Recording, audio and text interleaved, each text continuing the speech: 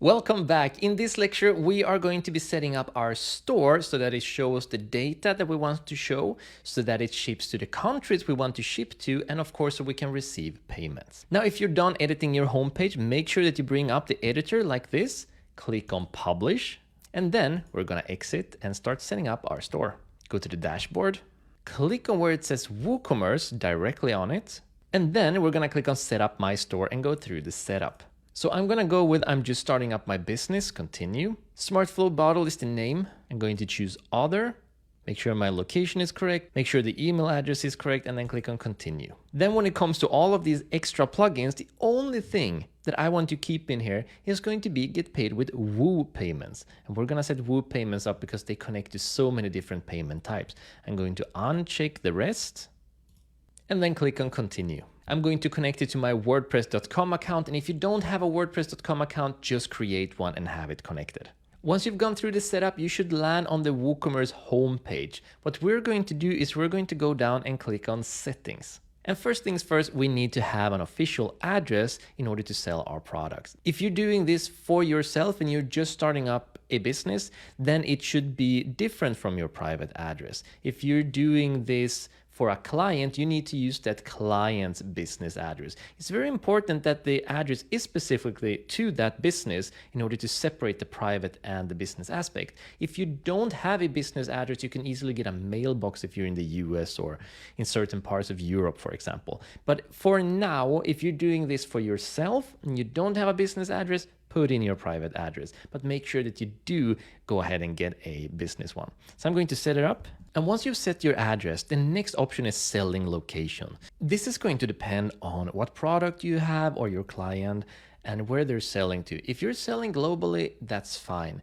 But there are some things to have in consideration. For example, I am in Cyprus, so I am within the European Union. But someone that's very likely to order from us is going to be the United Kingdom. However, accordingly to the General Data Protection Law, the GDPR law, that says that everyone has the right to own their own information, that law says that wherever you are selling to, you need to have a GDPR responsible person in that country. If you're so lucky that you are within the European Union and you're selling in the European Union, you're all safe for the European Union. If you're in the US and you're selling to the US, you're all good and safe there. However, if I want to avoid a country like the UK, I would go down and click on sell to all countries except for, and then write United Kingdom, and then that will be deselected. So those people will not be able to purchase our products. This is one of those things that we need to know about, but chances are if you're working with your client, just ask them where they're selling to and if there's any countries they're not willing to sell to. Most businesses have a lot of calculations for this already.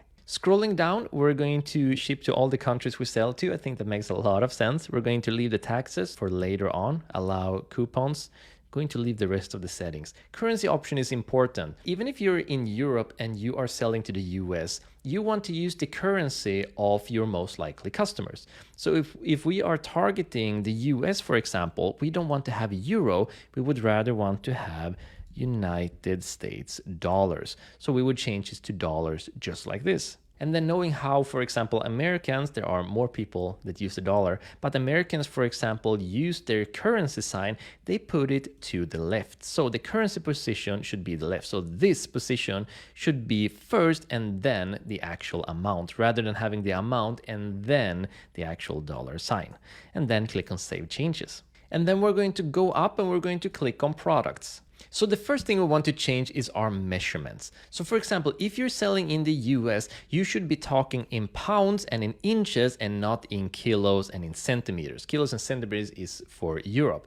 But if you're selling globally, like we are going to be selling globally now with these products, you are going to want to use the measurement that most of the world uses. And honestly, most of the world uses the metric system. So for this, we are going to change this to grams because the product we're selling isn't that heavy. So it makes a lot more sense to describe the weight of our water bottles in grams. And they're not going to be that big either. So it makes more sense to describe them in millimeters rather than in centimeters, and definitely not meters. So it always depends on the product that you're selling. If you're selling a big variety of products, it's generally better to go for the bigger ones than the smaller ones. But for this product, we're going to go for the smaller measurements. Then go down and click on Save Changes. Then we're going to do a quick jump all the way over to Advanced and make sure that the different pages we have are set correctly. So the cart page, that should be the cart page. And these come automatically with the WooCommerce plugin and with the starter kit theme. We have the checkout page, that is the checkout page. We have the My Account page, is the My Account page. Everything is just set by itself. However,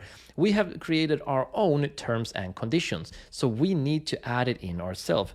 And remember, we called it terms. So here is our terms page. It's not the privacy policy page, but it's the terms page. So I'm going to add it in there, then scroll down and click on Save Changes. And then we're going to set up our payment system. What sort of payments are we going to accept and how are we going to accept them? We're going to move over to payments. And then there are different options to choose from: direct bank transfer, check payments, and cash on delivery. What's interesting here are going to be Woo payments. Woo payments come with tons of different options. They come with Google Pay, with Apple Pay, Visa, MasterCard, American Express, and even some local ones like Klarna, for example, is one used in Scandinavia a lot, JCB, so tons of different options. So Woo payments is by far the best option to go for here. It's the only one we're going to need.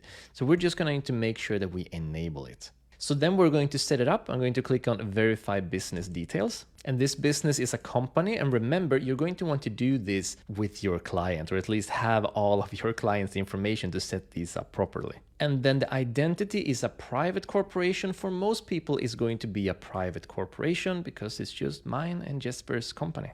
And then the goods we sell is going to be retail. And we're going to go down in retail to other merchandise. The estimated annual revenue, well, if we're just starting out, is going to be less than 250,000 a year. But, we do this properly and we give it a little time, we might be able to go down on this very exciting list. But starting out, for sure, this is going to be on the lower end. And then the timeline is going to be, well, the store isn't live, but it's going to for sure be within 1 month. Depending on the speed of what you're watching this, you could be setting all of this up in 1 day, but most likely it might be a couple of days. Either way, we don't have any stress whatsoever. Let's just do it carefully and properly together.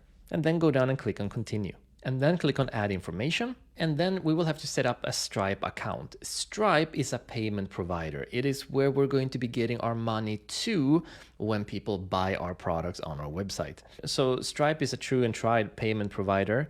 If you already have an account, or rather your client has an account with Stripe, just have them log in here. If not, you're going to have to create an account here. And it's a very easy setup process to go through, but just make sure that you go through it. I'm going to add in my mail in here.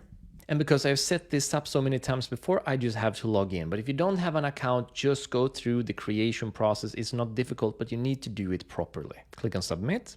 And then when everything looks good, I'm just going to click on Agree and Submit. You are ready to accept payments. Amazing. I'm going to click on Dismiss. And now what I'm going to do is I'm going to go down in Woo Payments to Settings. I'm going to make sure that I enable Woo Payment, that's on, that we enable the credit card. This is going to be the main way of paying, the way most people buy anything online nowadays. And then scroll down, I'm going to disable the express checkouts. The reason we disable the express checkouts is because it won't allow you to save their email addresses. When you're using express checkouts, they're going to directly use the Apple Pay or the Google Pay, and that means that they can add in their information without adding in their email address. But you're going to need all of their information, especially, we're looking at a bigger strategy here, when we're going to use email marketing on them and try to turn them into lifetime value customers, repeat customers. So I recommend that we turn off the express checkouts. Of course, you can experiment with this over time and add it back in and see where you're getting the most sales and where it's benefiting you the most. But it's not just about the direct sales, it's about the long-term value customers and the sales over time. So from my experience, I recommend turning off express checkouts, and as things starts to get going, you can experiment with it later on to activate it. and then just scroll down and click on Save Changes. Well done, so now we started setting up the store part of our website. So in the next lecture, we are going to be setting up shipping and we're going to be setting up taxes. See you in the next lecture.